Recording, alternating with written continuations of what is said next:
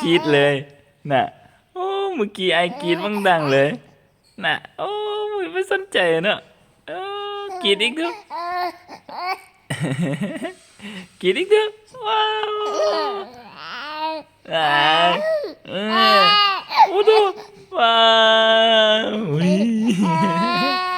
เออเออเฮ้ยบอกเอิร์ดเด้น่ะเออปะเอิร์ดอยู่คนเดียวน่ะ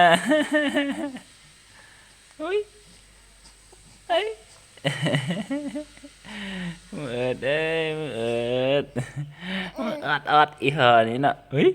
เฮ้ยเหี่ยวสั้นดุดๆเลยเฮ้ยซึ้งแล้ว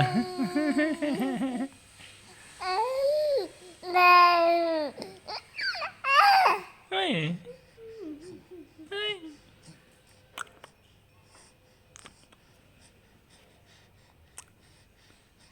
เตะ